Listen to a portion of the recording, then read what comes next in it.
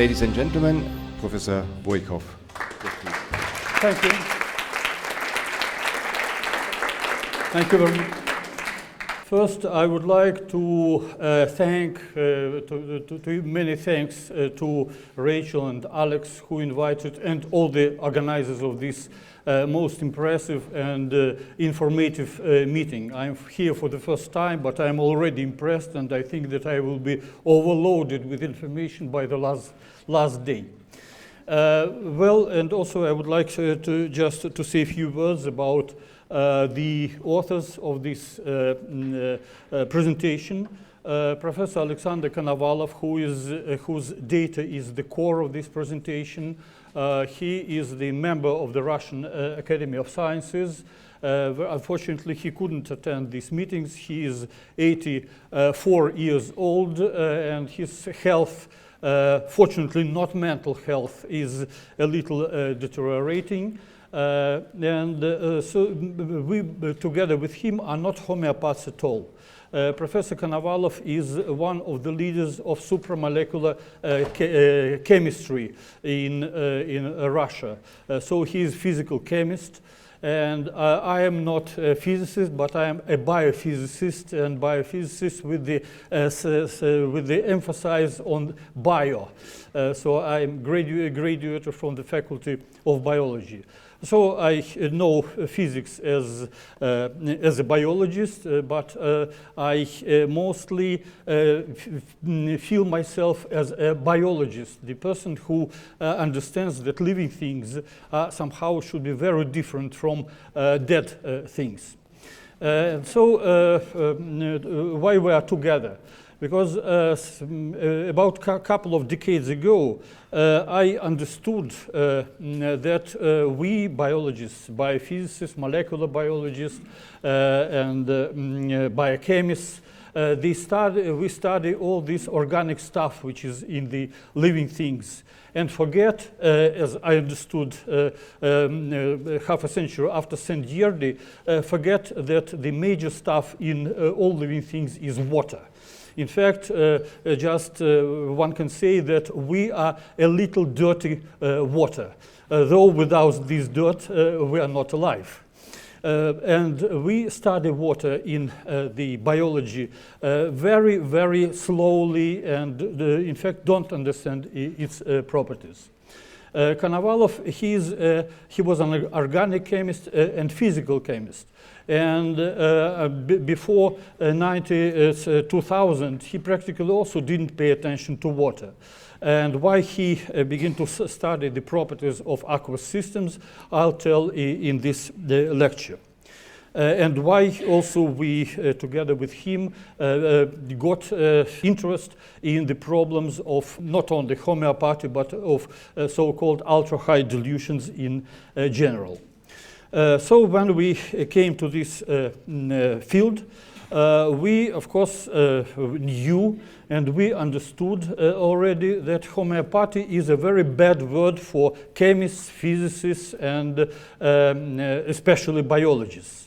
Because my students and postgraduate students, for whom the Wikipedia is a holy source of information, they look at the term homeopathy, and what they see, that it is a pseudoscience, believe that it is incorrectly presented as scientific, and it is not a plausible system of treatment, as it dogmas about how drugs, illnesses, human body, liquids operate are contradicted by a wide range of discoveries across biology, psychology, also physics and chemistry made in 2 centuries since this invention.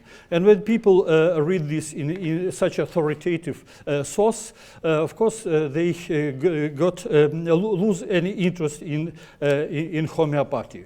Why these people claim that homeopathy is pseudoscience and it contradicts all the evidence in physics and chemistry of not only life but also in non-living systems? I will not go into details. You know it much better than me how to prepare these ultra-high homeopathic dilutions, homeopathic remedies. The major point is that ultra-high dilutions, which are not always homeopathic remedies, but in some cases they are really ultra-high, may be practically devoid of molecules of the original material. And according to dogmas of biology, homeopathy challenges one of the major dogmas, major postulate of contemporary biology, that all biological processes are based on specific local interactions of biomolecules, which are particles, that are adjusted to each other as key to the lock. You can look at many different examples of this key and lock action. One of the most obvious is any ligand. It may be neurotransmitter, it may be hormone, it may be substrate of an enzyme, which feeds to the receptor, to macromolecular, as a key to the lock. And when they meet each other, when they make this unity, then there is a biological effect which is triggered. And when you don't have this ligand, of course, how can any biological action be resulted? In fact, the interaction of molecules with each other in biological system cannot be denied at all, and it is observed by many different methods. And this hypothesis, in fact, this is hypothesis, and Paul Ehrlich, who launched it more than 100 years ago, he said that it is a hypothesis, not the final truth. But it is supported by some empirical data and many facts concerning biological regulation, but however are not explained by this hypothesis. And a wide range of empirical evidence across biology, physics, and chemistry made during the last century suggests that there may be alternative mechanisms of interactions in biology. And in brilliant several lectures this morning, all this, the evidence was presented, and it was told that there are hundreds probably of papers which cannot be explained, where the interactions, where the biological effect cannot be explained by this simple key and lock process. So now we have this contradiction, which is written in very bold sentences in Wikipedia, and a lot of evidence. And so in order to resolve this contradiction, the first question to answer before any discussion of the clinical efficacy of homeopathy, I mean only discussions, not the usage of homeopathic drugs, it's different things, is to answer these questions. Do serially prepared high dilutions of mother tincture differ first in their activity, and second in their physical chemical properties from pure solvent, for example water, when a concentration of an active substance in them becomes negligible? Just as here, for example, this 12 centennial dilution, is it different from the solvent with which this dilution was prepared? Is it different in its activity or in its physical chemical properties? If we don't see any of this difference, then homeopathy is illusion. If there is such a difference, then homeopathy has a scientific foundation. It doesn't mean that we answered the question how it works, but at least it is not a pseudo science already. Well, just a few words. From our point of view, homeopathy is not science at all. You see, homeopathy is a practice. It is a medical practice. Science is a completely different thing. That's our personal point of view. But any practice may have a scientific foundation already today, or may not yet have the scientific foundation, but still you do not deny that this practice exists and it does some things. So when I use the word homeopathy, I mean something which underlies it, this scientific foundation. Okay, today there's already some reports in some lectures. It was told that there are a lot of evidence that homeopathic remedies or preparations of ultra-highly diluted preparations can exert some biological effects. And I would like to remind you that first papers proving that ultra-high dilutions in degrees exceeding the so-called Avogadro, the ideal figure, which is Avogadro number, reaching in some cases 10 power minus 4,000. And such dilutions were prepared, of course, by Germans in the second part of the 20th century, because I don't think that Russian could go so deep. Possess biological activity, and the first papers appeared more than 100 years ago already. And by today, several analytical reviews, which were just already discussed here, show that there are in vitro effects of homeopathic remedies. I would like only to add to these brilliant lectures which were here a few evidence which was obtained in Russia, as a matter of fact. By the way, homeopaths know very well the name of Korsakov. There is Korsakov delusion, who was, of course, a Russian. The founder of the structural chemistry, Butlerov, in 1880s, also was a supporter and fighter for homeopathy. He is considered to be one of the real founders of structural chemistry in general. There were the founder of Russian pharmacology, Kravkov, published in 1923 a very big paper showing the biological effects, of very high dilutions.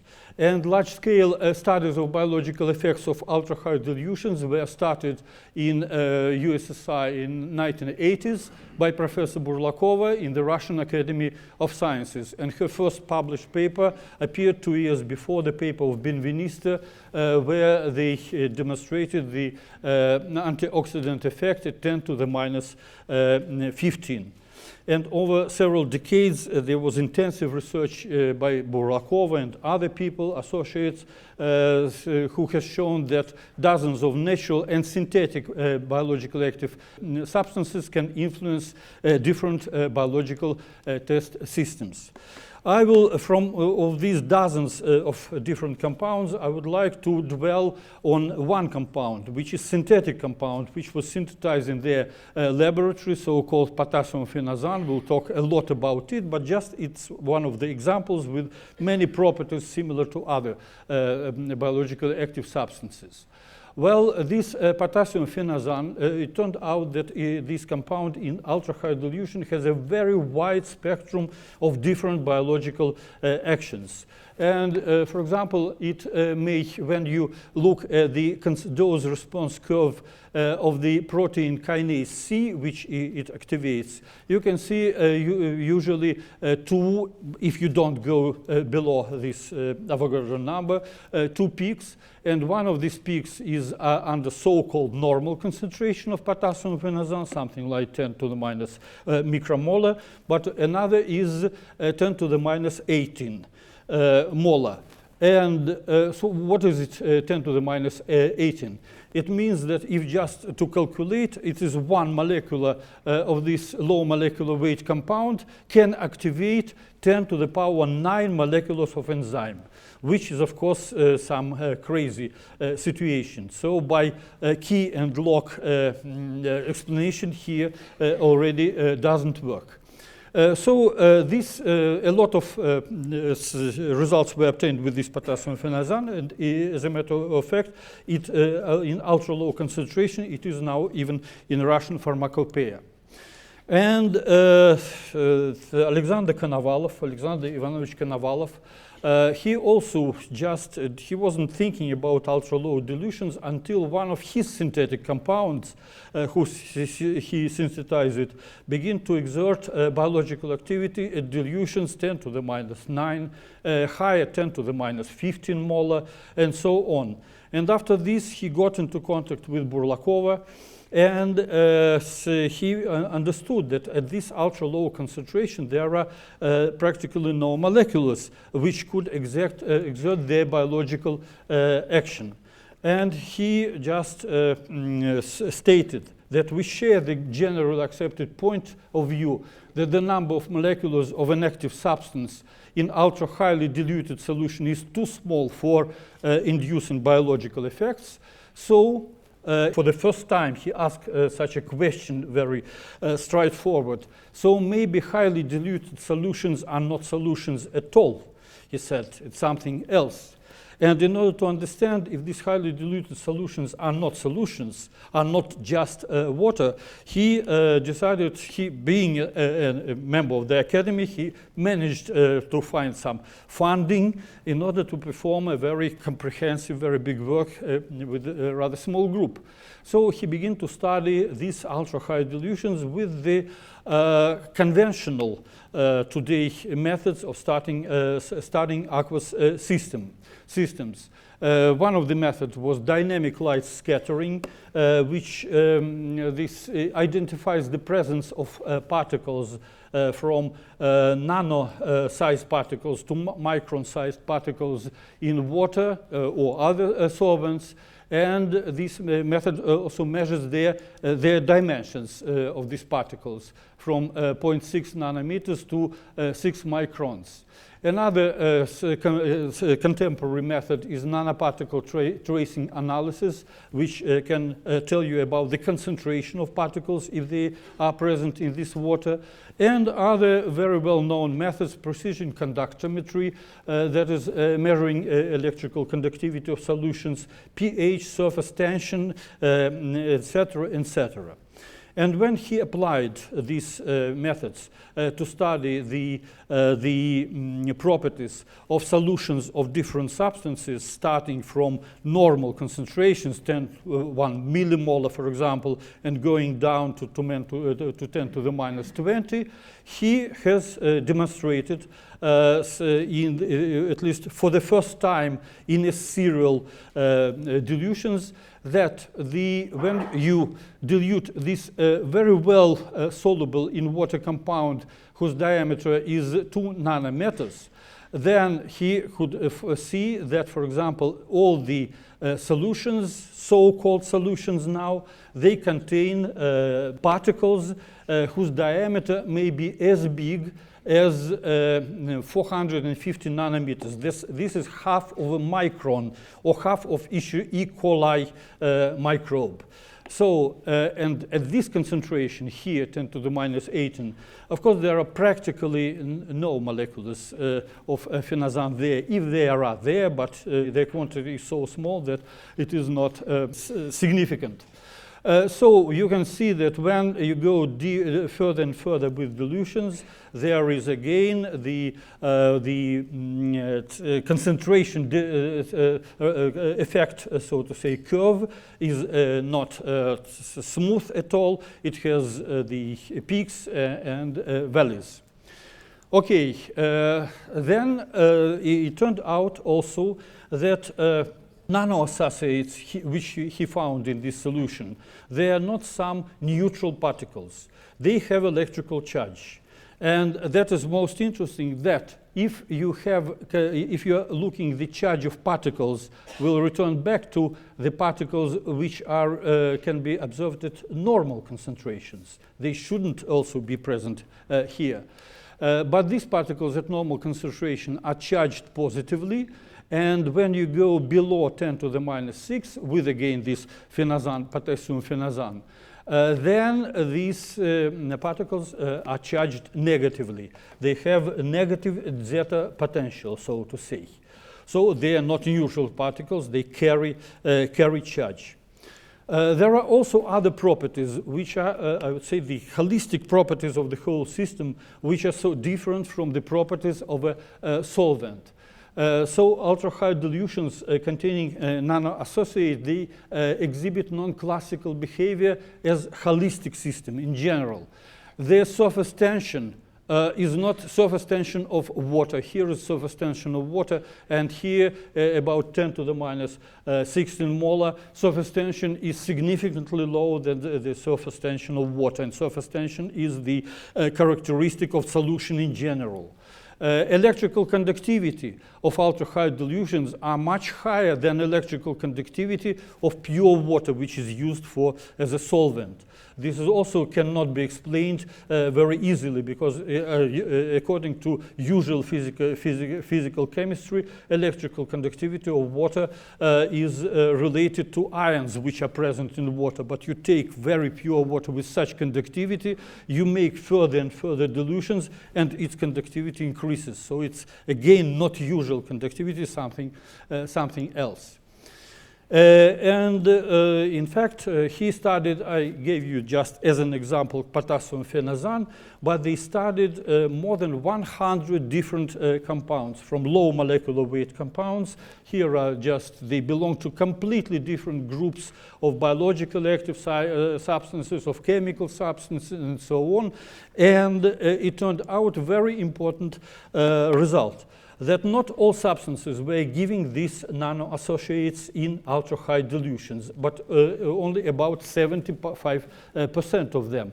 25% of substances which they tested didn't give all these nanoassociates. They didn't have any problems with the electrical conductivity, with pH changes, and so on. So that already is an internal control, so to say, which shows that what they observe, it's not the result of procedures. It depends upon the original substance which is used for further dilutions.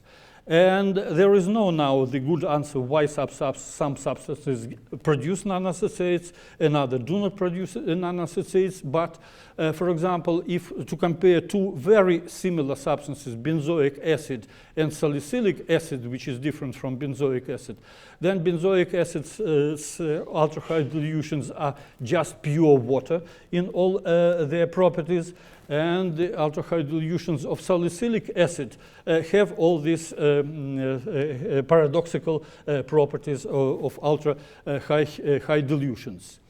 So they studied also a lot of other different substances. Now there is the idea that it has to do something with hydrophilic ratio, and also the electronic architecture of these molecules, if they can produce or cannot produce all these nanoassociates. At one of the first slides with this potassium phenazane, I have shown that these big nanoparticles appear also in non-diluted solutions, in solutions with normal concentration of this particle. And it was not discovered of Konovalov. It was discovered at the beginning of this century that when you have solution, then in this solution you can find that it doesn't behave as solution. It behaves not only ultra-high dilutions behave illegally. That's violating the law of behavior prescribed in the textbooks of physical chemistry.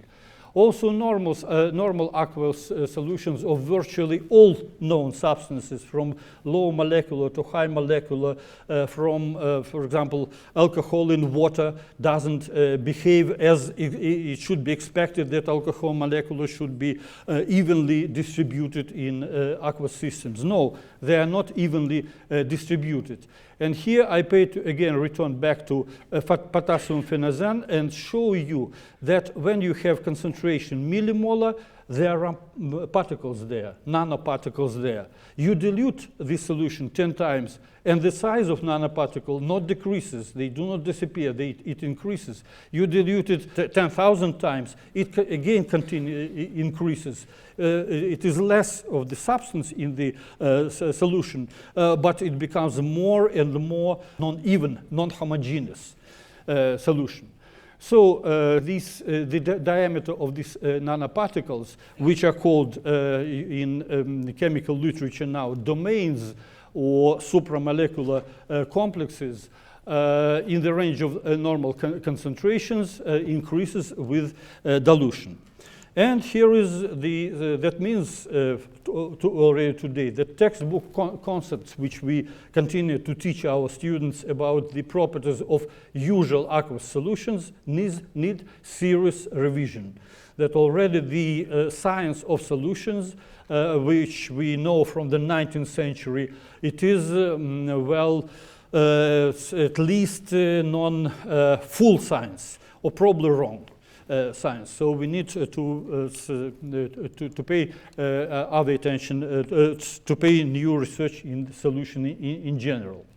And here is another question. Is there a boundary between the normal solutions containing domains and ultra-highly diluted systems where nano-associates are present?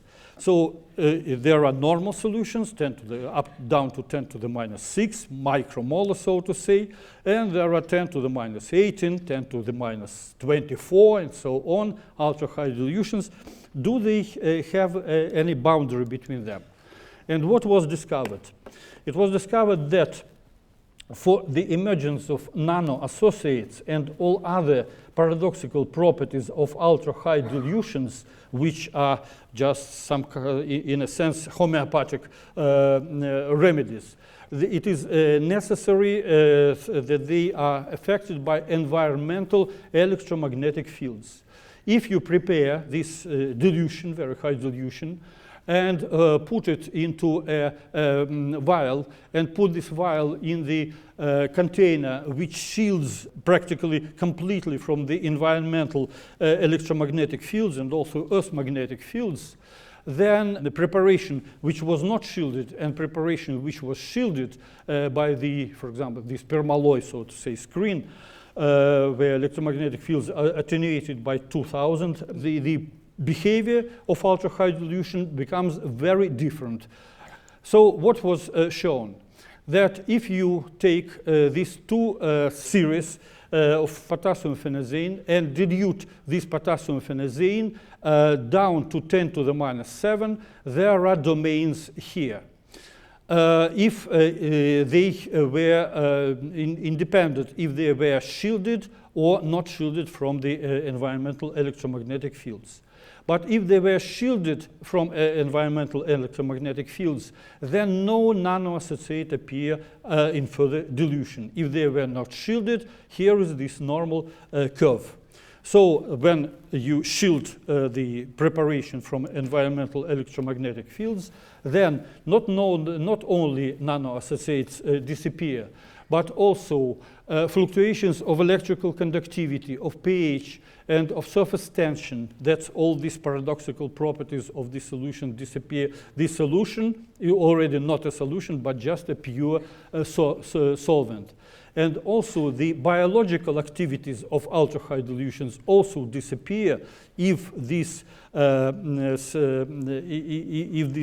series dilutions are kept shielded from the magnetic fields. Okay, from this it follows not only from this only paper works, series of works, but from other series of works, it follows that seriously agitated ultra-high dilutions of the mother tincture differ in their physical chemical properties from a pure solvent, even if the concentration of substance in them becomes negligible. So this very, very high dilution is not equivalent to the solvent, only if two conditions are fulfilled. First condition, if they are under the action of environmental electromagnetic field, and second condition, if the original mother tincture contains compounds which have biological activities. If they are just inert compounds, then the 12C and water are the same. Okay, so the mechanistic key and lock concept suggested in the 19th century cannot, of course, explain how can ultra-high diffusion dilutions manifest biological and other forms of activity. And of course, after this, the question, of course, arises: what mechanism of actions of ultra-high dilutions arising from their complex dynamic nature may be proposed? I'm not the only and not the first to show that the key and lock concept of the 21st century can explain this interaction. And we use this key and lock concept every day in our everyday life, and don't think that in fact when we need to go to the metro, for example, you don't need to find a key in your pocket and put a key hole and put your key into a keyhole in order to open doors and get outside. You may simply have something which affects the magnetic receptor of your lock, and the lock will open. And here is also the lock of the car is open when you use this modern key and lock concept. And accurate and much more selective action at a distance due to resonant interactions may emerge if the partners participating in them are far from equilibrium and represent oscillating entities. I have a very small piece to continue, but I now lacking time, and I would like only to say a few words that when we are dealing, so what it means that the partners participating in this interaction, key and lock interaction, unlike 19th century key and lock, are both active. I'm not sure that we can revive a dead mice using homeopathic remedies already. It should be alive. That it means that it should be active. It should be excited. It should be oscillating. And also the homeopathic remedy, it is not just the complex mixture of nanoparticles and solvent in which these nanoparticles are embedding. These remedies are also active.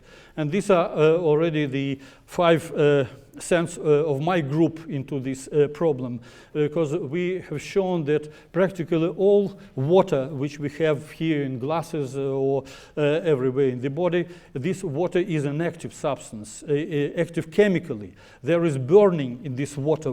That means that water is oxidized by oxygen, which is present in water. So it is under especially under potentiation, under the presence of different compounds.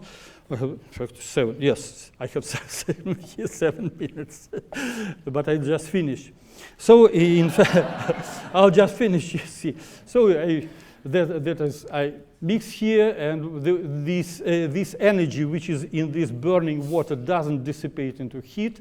It may be used for excitation of nano-associates present in ultra-high dilution and in reactive oxygen species. So, aqueous system present in the excited state represent dissipative systems. So they are oscillatory in nature, and these systems turn into the source of oscillatory electromagnetic fields, and they work like this modern key, and the receptor works like a modern lock. So this ultra-high dilution may serve as emitters and receivers of oscillatory signals in extremely wide frequency range. And the last slide. I started from the claim that we, together with Professor Konovalov, are not homeopaths at all. And the only thing on which we insist, that problem of clinical efficiency of homeopathic drugs should be decided by medical doctors. I will not go to Konovalov, and Konovalov will not go to me to ask which remedy to use in this and that case. We'll go to many highly qualified medical doctors who are in this auditorium in order to ask what can help us.